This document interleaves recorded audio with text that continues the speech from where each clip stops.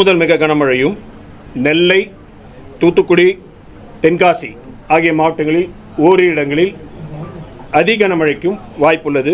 மேலும் ராணிப்பேட்டை, திருவண்ணாமலை, கள்ளக்குறிச்சி, பெரம்பலூர், திருச்சி, கரூர், திண்டுக்கல், திருப்பூர், கோவை ஆகிய மாவட்டங்களில் ஓரிரு இடங்களில் கனமழைக்கான வாய்ப்புள்ளது.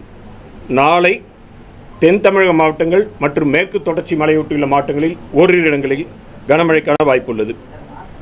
மீனவர்களுக்கான எச்சரிக்கை பொறுத்தவரையில் தமிழக கடலோர பகுதிகள், மன்னார் வளைகுடா, குமரிக்கடல், லட்சத்தீவு பகுதிகளில் பலத்த காற்றானது மணிக்கு 35 முதல் 45 கிலோமீட்டர் வேகத்தில் வீசக்கூடும் என்பதால் மீனவர்கள் இந்த பகுதிக்கு இன்றும் நாளையும் செல்ல வேண்டாம் என்று அறிவுறுத்தப்படுகிறார்கள். வடகிழக்கு பருவமழை பொறுத்தவரையில் கடந்த அக்டோபர் 1 முதல் இன்று வரையிலான காலகட்டத்தில் தமிழகம், புதுவை, காரைக்கால் பகுதிகளில் பதிவான மழையின் அளவு 47 சென்டிமீட்டர்.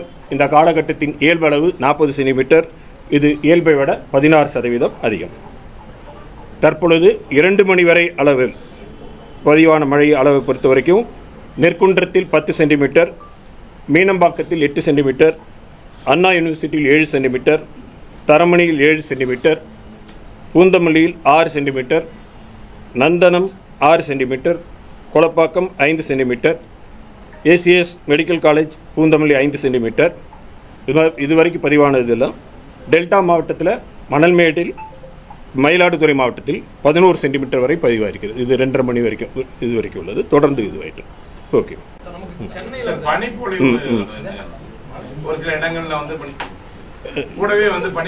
பனிப்பொழி காலையில் 2 நாளைக்கு முன்னாடி வந்திருக்கு. இப்போ பனிப்பொழி இருக்காது. மழை பெஞ்சிட்டு இருக்கும்போது பனிப்பொழி இருக்காது.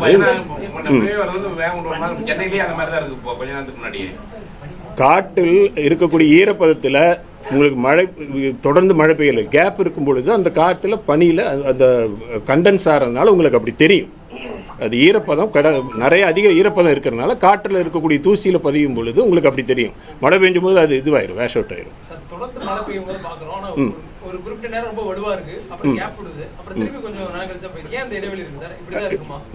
காற்றழுத்த தாழ்வு பகுதியோட இயல்பு அப்படி. இது புயல் இல்லையா, இது ஒரு காற்றழுத்த தாழ்வு மண்டலம் கிடையாது. காற்றழுத்த தாழ்வு பகுதியோட இயல்பு அப்படித்தான் இருக்கும். அது வீக்கான சிஸ்டம்ங்கிற பொழுது பகல் நேரம் இரவு நேரம் வேறுபாடு இருக்கும். ஒரு நாளில் காலையிலிருந்து ஈவினிங் வரைக்கும் வேறுபாடு இருக்கும்.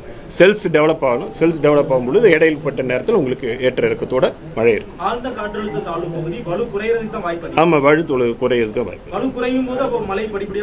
படிப்படியாக தான் குறையும். வலு குறையும் பொழுது படிப்படியாக குறைந்து மேற்கு திசையில் நகர்ந்து செல்கிறது. அதனால குறைந்துகிட்டு இருக்கும். இப்போ வரக்கூடிய இது வரைக்கும் 24 மணி நேரத்துக்கு மழை கொடுத்துருக்கு. பரவலாக பார்க்கும்போது பெரும்பாலான மிதமான மழை அங்கங்கே தான் நமக்கு கனமழைக்கான வாய்ப்பு இருக்கிறது.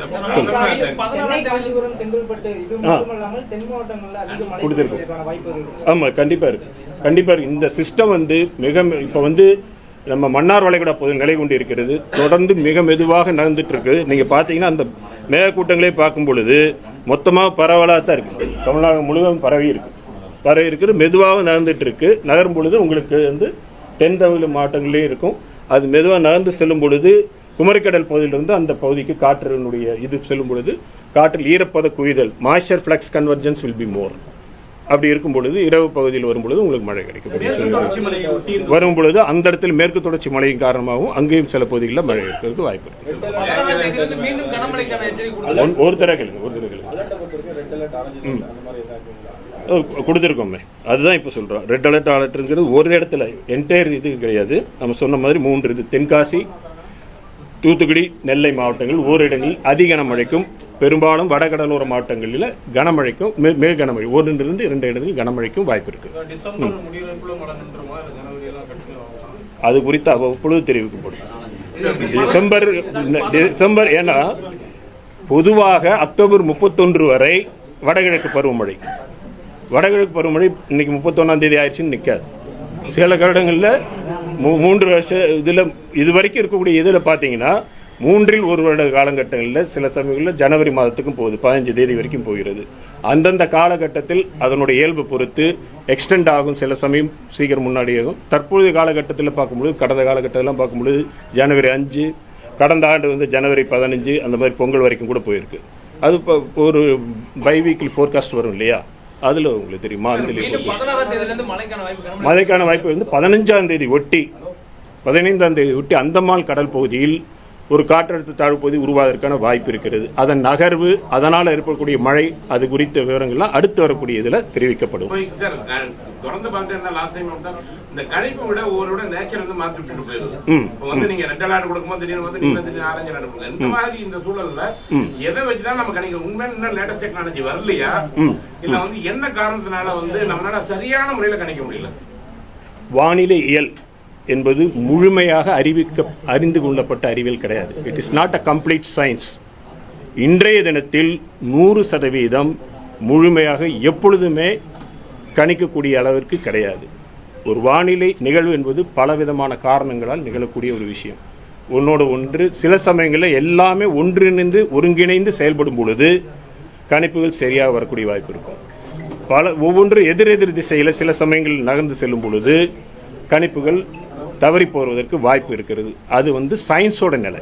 டெக்னாலஜி மட்டும் வந்து பத்தாது. டெக்னாலஜி உங்களுக்கு வந்து டெக்னாலஜிங்கிறது பேசிக்காக நம்ம நினைக்கிறது கருவிகள் இருந்தாலே எல்லாமே நல்ல கருவிகள்ங்கிறது உங்களுக்கு ரீடிங்ஸ் தான் கொடுக்கும். அந்த ரீடிங் வச்சு என்ன பண்ண போகிறோம்? It is not only the data, what you are going to do with the data is also important. Science, it is a science. அறிவியல் வளரும் பொழுது தொழில்நுட்பம் வளர்ந்தாலும் தேவைதான். அறிவியலும் தொழில்நுட்பம் வளரும் பொழுதுதான் எதிர்பார்க்கப்படுகின்ற துல்லியத்தன்மை கிடைக்கும். அது இல்லாத போது இப்போ வந்து சமீபத்தில் கூட கேட்டிருப்பீங்க. ஓகே, ஒரு நிமிஷம்.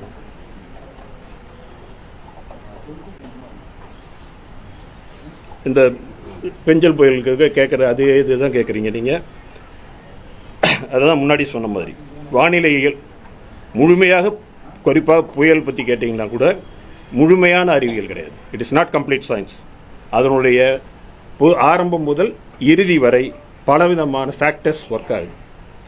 இது வந்து ப்ராடாக பார்க்க முடியும். இப்போ புயல் பற்றி சொல்லிட்டு இருக்கேன், மற்ற எது இருந்தாலும் சரி, இன்டர்னல் டைனமிக்ஸ், எக்ஸ்டர்னல் இன்ஃப்ளூயன்ஸ், உள்ளே நடக்கின்ற நிகழ்வுகள், வெளிப்புறத்திலிருந்து வரக்கூடிய தாக்கங்கள், இது எல்லாமே சார்ந்து இருக்கக்கூடிய விஷயம். அதுலேயும் இப்போ பார்த்தீங்கன்னா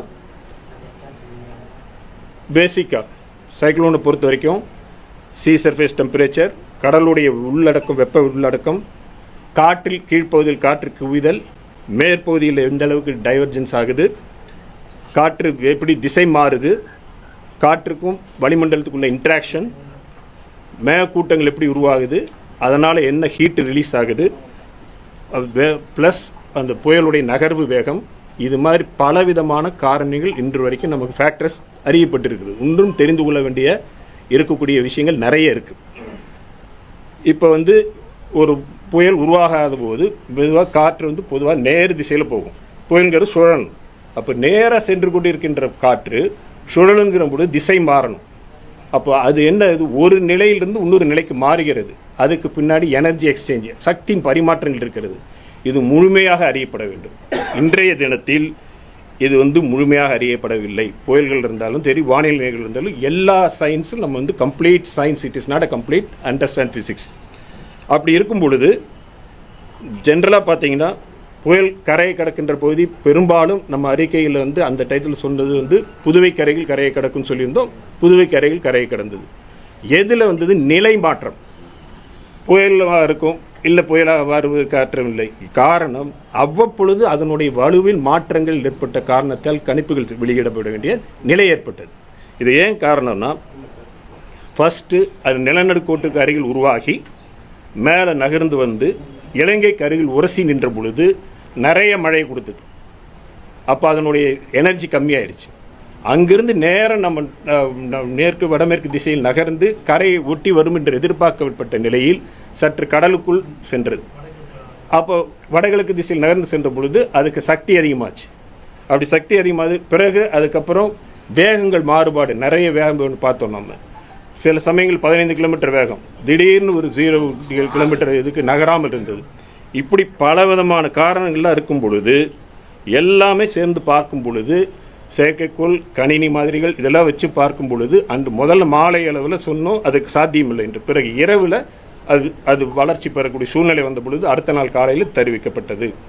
இது இங்கு மட்டும் இல்லை, அட்லாண்டிக் கடல், எந்த கடலில் கடந்த வருடம் அக்டோபர் நீங்கள் பார்த்தீங்கன்னா ஓட்டிஸ்ங்கிற புயலுக்கு கொடுக்கப்பட்ட கணிப்புகள் 112 கிலோமீட்டர் வரைக்கும் தான் காற்று இருக்கும் என்று சொல்லப்பட்டது. ஆனால் வீசப்பட்ட அந்த ஓட்டிஸ் புயல் வீசும் பொழுது 260 கிலோமீட்டர் வேகத்தில் வீசியது.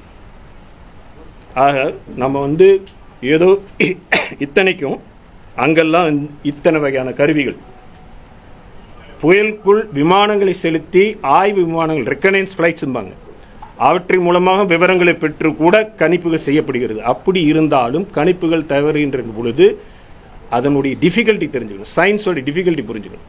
இது லாட் ஆஃப் எக்யூப்மெண்ட்ஸ் இருந்தால் கூட அவங்களாலையும் அந்த இது போகல. இது தொழில்நுட்பம் மட்டும் கிடையாது, அறிவியலும் முக்கியம். ஆக முழுமையாக அறிவியல் அறியப்பட வேண்டும். அந்த அறிவியல் கணினியில் உள்ளீடு சேரப்பட வேண்டும். இதெல்லாம் செய்யப்படும் பொழுது இப்போ ஆர்டிஃபிஷியல் இன்டெலிஜென்ஸ் வருது. இது மாதிரி முயற்சிகள் தொடர்ந்து பண்ணுறாங்க. அதனால தான் ஒவ்வொரு 4 வருடங்களுக்கு ஒரு முறை புயல்கள் பற்றி ஆய்வு செய்யக்கூடியவர்கள்லாம் ஒரு இடத்தில் கூடி இன்று எந்த அளவில் இந்த வரைக்கும் கடந்த 4 ஆண்டுகள் எந்த அளவுக்கு வளர்ச்சி பெற்றிருக்கிறது, என்னென்ன இன்னும் செய்யணும், இந்த மாதிரி ஆய்வுகள் செஞ்சு தொடர்ந்து கண்காணிப்போம். So science is a continuous development. எல்லாமே முடிஞ்சிருச்சுன்னு எங்கேயும் எழுதி வைக்கல. டெக்னாலஜி என்பது மட்டும் கிடையாது, அறிவியல், சயின்ஸ் ஹேஸ் டு டெவலப். அப்படிங்கிற பொழுது அறிவியல் பற்றி பேசுவோம். இது வானிலையில் நீங்க கேட்ட கேள்விக்கு இது மட்டும் சயின்ஸுகள் கடினமா இருக்கு. காலநிலை மாற்றம் மிக முக்கிய காரணமா இருக்கு சொல்லியிருந்தீங்க. இப்ப இந்த புயலுக்கு இன்னும் கடினமா இருந்தது. இது நாட்கள் செல்லத்துல இன்னும் ரொம்ப தீவிரமாகுது. காலநிலை மாற்றத்துடைய எஃபெக்ட் கணிப்புகள் காலநிலை மாற்றத்தினால் one of the results indicate that cyclones form ஆகிறது ஸ்ட்ராங்காக இருக்கும்.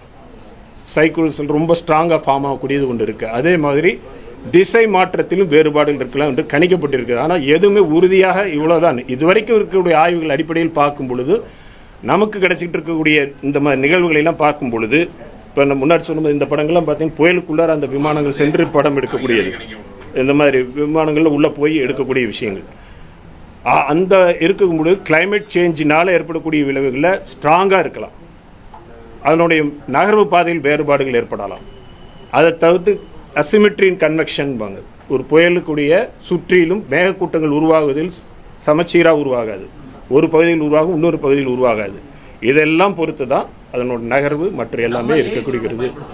எது இப்பொழுதும் துவங்கி இருக்கிறாங்க, அதை பற்றி முயற்சிகள்லாம் நடந்துகிட்டு இருக்கு. 16% அதிகமா இதுவரை சொல்லிருக்கீங்க. 15ஆம் தேதிக்கு பிறகு மறுபடியும் ஒரு சிஸ்டம் கிரியேட் ஆகுது அப்படிங்கும்போது இந்த வருஷம் வடகிழக்கு பருவமழை தமிழ்நாட்டுக்கு ரொம்ப அதிகமா இருக்கும்.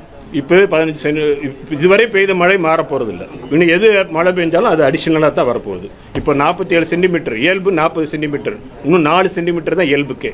டிசம்பர் வரைக்கும், அக்டோபர், நவம்பர், டிசம்பர் 3 மாத காலங்களுக்கும் இயல்பு அளவு 44 சென்டிமீட்டர். இன்னைக்கு வரைக்கும் 40 சென்டிமீட்டர் ஆயாச்சு. இன்னும் 4 சென்டிமீட்டர் தான் வரும். பரவாயில்ல, நாட்டு சென்னைக்கு இல்லை, சொல்வது தமிழகம். அடுத்த ஸ்பெல் வரும் பொழுதும் எப்படி இருந்தாலும் இதை விட பெய்த மழை குறைய போறதில்லை. நிச்சயமாக 16 சென்டிமீட்டர், இப்போ 16% இயல்பை விட அதிகம், 2-3% அதிகமாகலாம். அதுக்கப்புறம் மழை பெய்யாமல் போனாலும் பழையபடி இதே 16% இயல்பை இயல்பை ஒட்டி 4 சென்டிமீட்டர், 4%, 1% அளவில் இருந்தது. அந்த அது பற்றி பின்னாடி அடுத்து அறிவிப்பு 17 சொல்லுவோம்ல.